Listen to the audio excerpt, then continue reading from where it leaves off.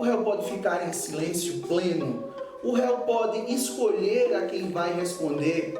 O réu pode, no meio das perguntas, decidir ficar em silêncio dali para frente. E ouvi de um delegado de polícia que eu estava preso no exercício da profissão.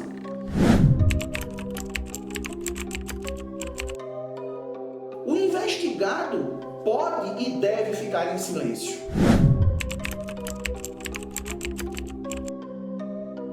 Fiz dessa causa a causa da minha vida. Eu teria a espada dos meus ombros.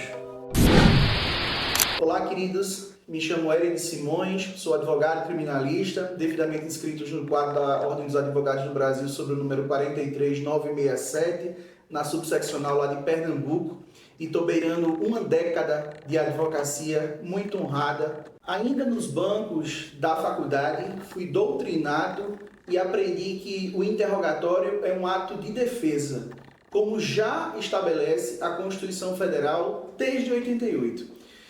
No início disso tudo, era sempre muito polêmico falar de silêncio e, em especial, de silêncio parcial. O que o réu pode? O réu pode ficar em silêncio pleno.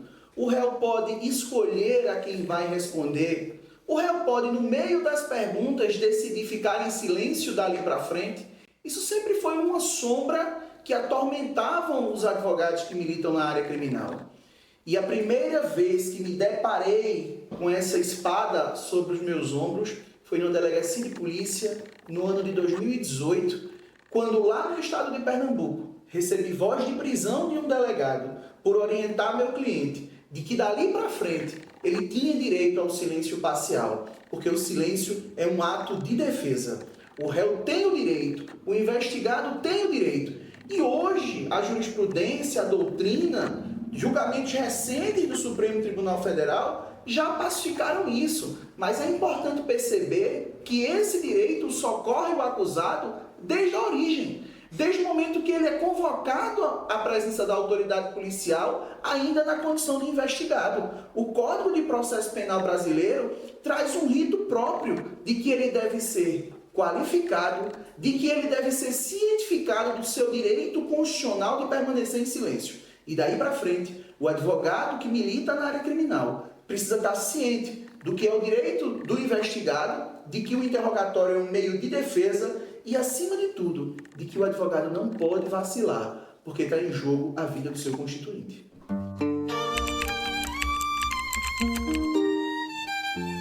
Esse episódio de 2018 é muito marcante porque foi a primeira vez que eu tive a infelicidade de ouvir de um delegado de polícia que eu estava preso no exercício da profissão.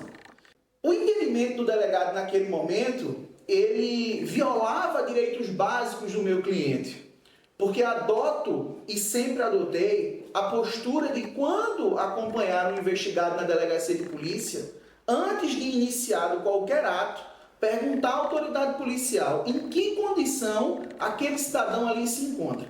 Ele está ali na condição de investigado, ele está ali na condição de testemunha, ele está ali na condição de informante ou ele está ali na condição de vítima? Porque para cada espécie existe um rito próprio. A testemunha não pode mentir.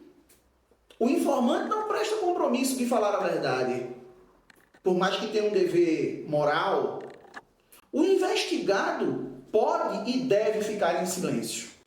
O investigado pode e deve escolher as perguntas que deseja responder. Pode, por exemplo, afirmar a sua inocência. E naquele instante, eu perguntei para a autoridade policial: meu cliente vai ser ouvido em que condição, doutor? E ele me disse: na condição de testemunha.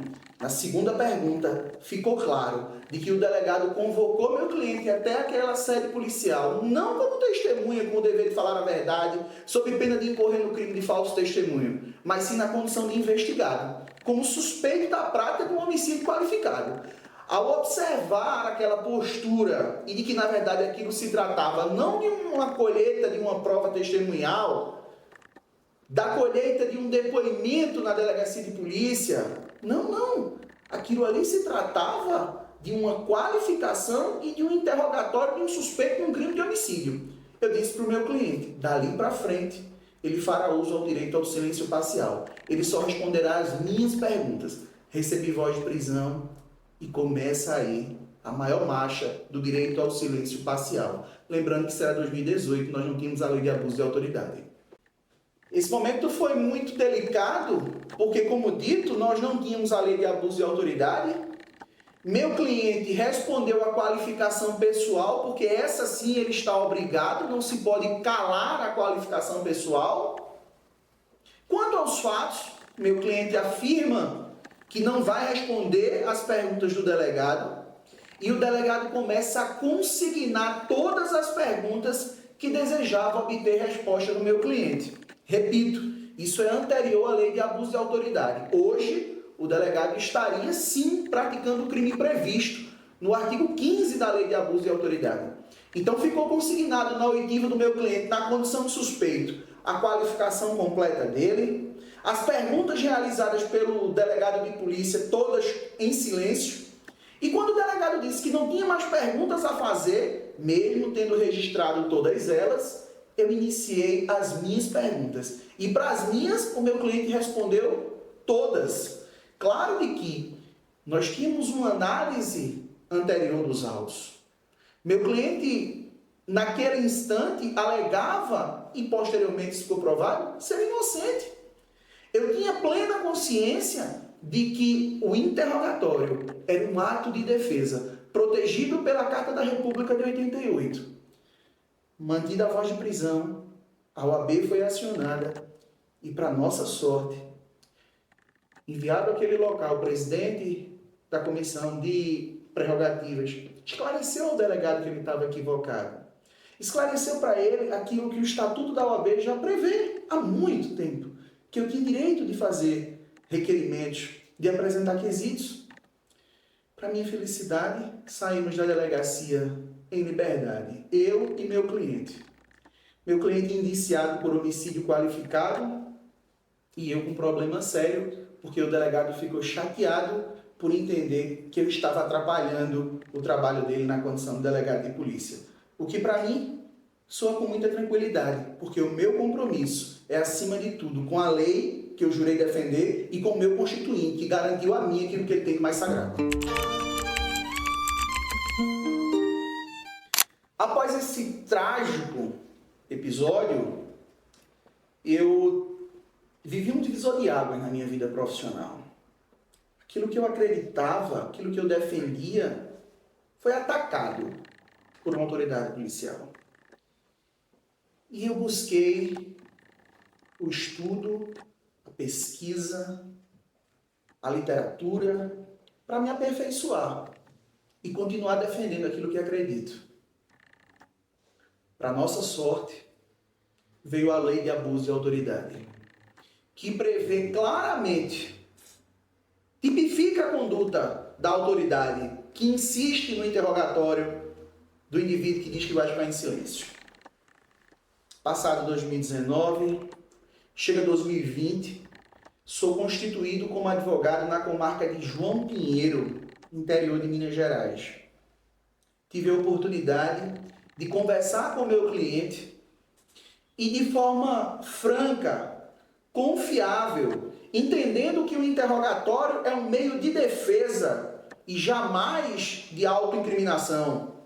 Orientei meu cliente que ele só responderia às perguntas dos seus advogados.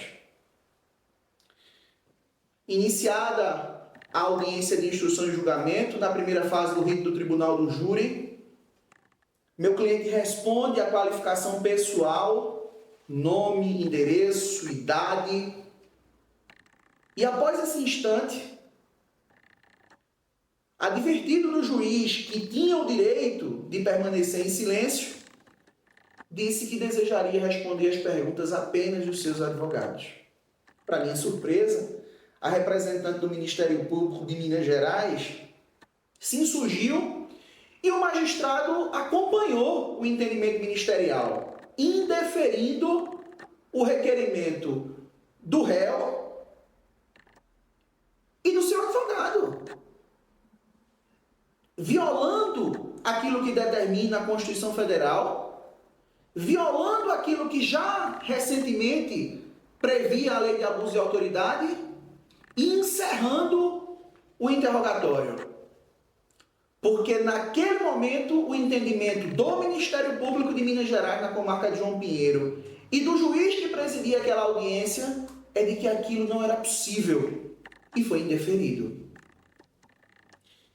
Encerrada a audiência, meu cliente teve o sagrado direito de se autodefender, tolhido, violado.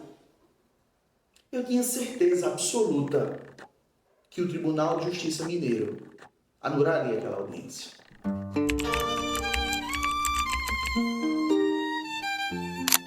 Mas isso não aconteceu.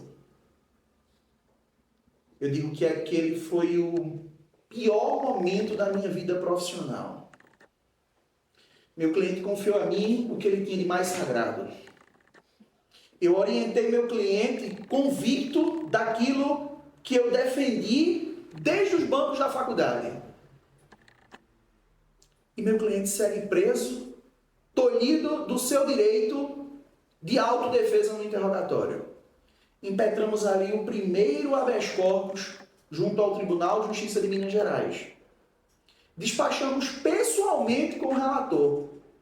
E a liminar foi negada em Minas Gerais. Mas como decisão judicial se respeita, mas acima de tudo se recorre, fizemos isso.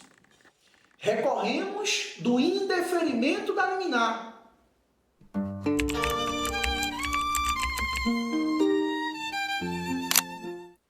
E o Superior Tribunal de Justiça, por meio do sempre ministro Félix Fischer, concedeu a ordem, relativizando a súmula 691 e determinando, num primeiro momento, a paralisação do feito no primeiro grau, porque o prazo corria a cavalo contra a defesa, prazo para alegações finais, até que o Tribunal de Justiça Mineiro julgasse o mérito do habeas corpus.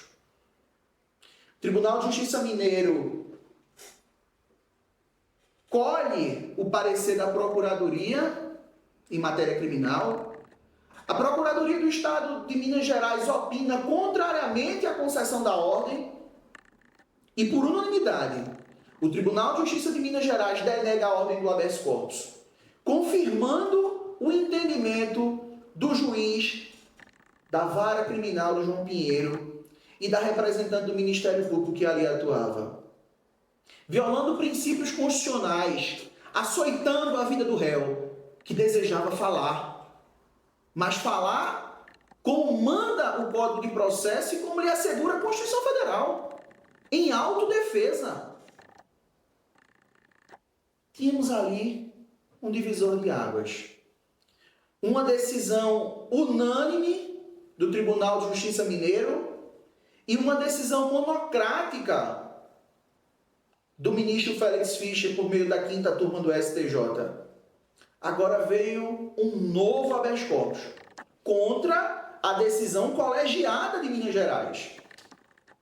E dessa vez, o ministro Félix Fischer anulou o processo de primeiro grau, determinando que uma nova audiência de instrução e julgamento fosse realizada, para que fosse oportunizado ao réu aquilo que a Constituição Federal já garantia, o seu direito de autodefesa, de escolher a quem responder.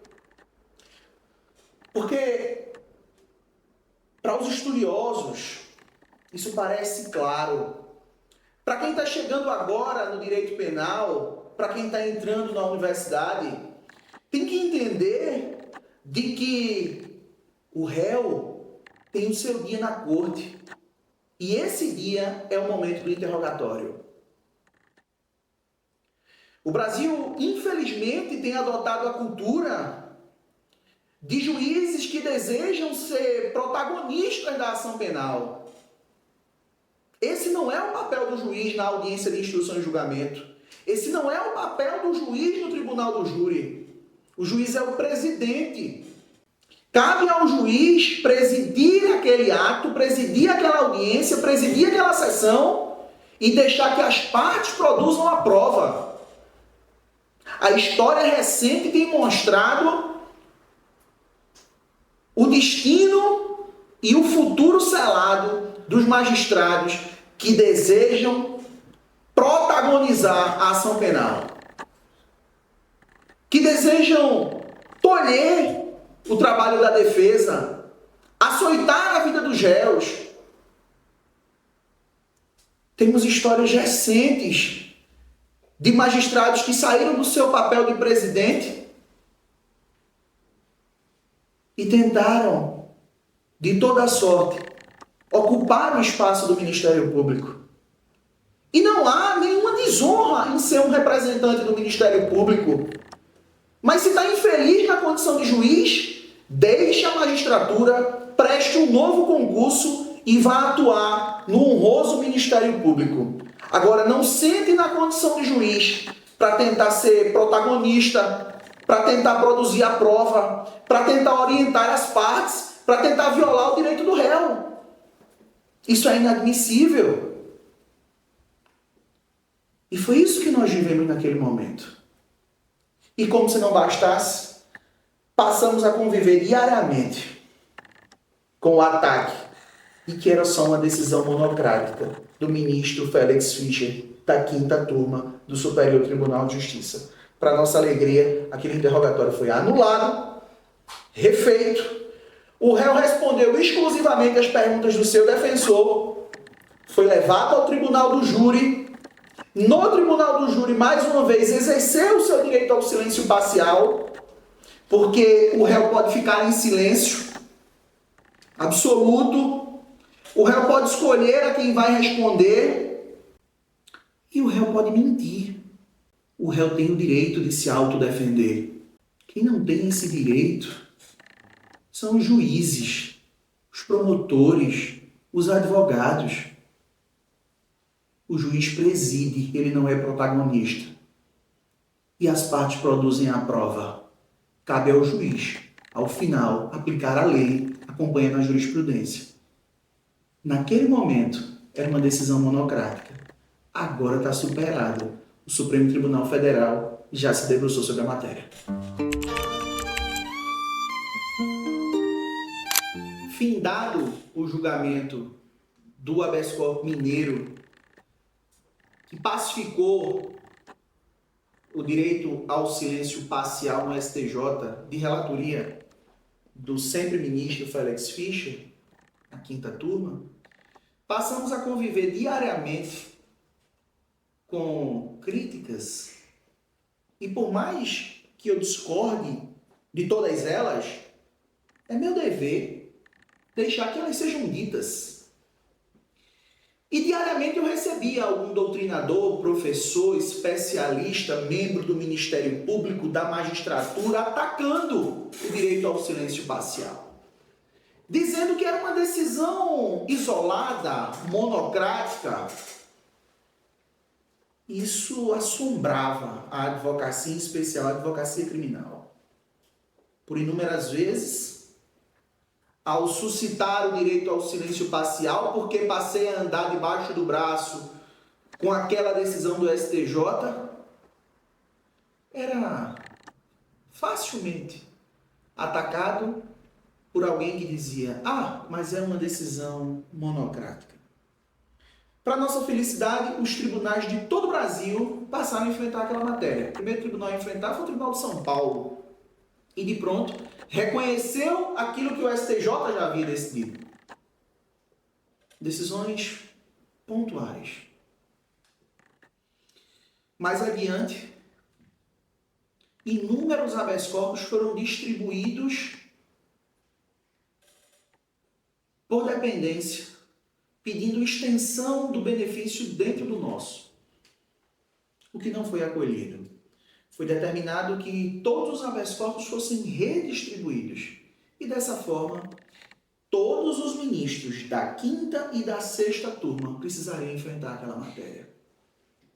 E daí se pacificou a boa jurisprudência da 5ª e da 6ª turma de que o réu tem direito ao silêncio parcial. O réu tem direito de ficar em silêncio. O réu tem direito de escolher a quem vai responder. E o juiz de direito tem o dever de advertir o réu que ele tem direito ao silêncio. Não é dado ao juiz o direito de silenciar essa informação. É dever do juiz dizer para o réu: o senhor tem direito de ficar em silêncio e mais, o seu silêncio não poderá ser tomado em seu prejuízo. É dever dos juízes. E vale lembrar isso, porque nós temos no Brasil afora muitos juízes que esqueceram desse dever. Começam o interrogatório e não advertem o réu de que ele tem o direito ao silêncio. E mais, não dizem para o réu que o silêncio não pode ser tomado em seu prejuízo. Um tempo de paz. Decisão da 5ª, decisão da 6ª turma do STJ.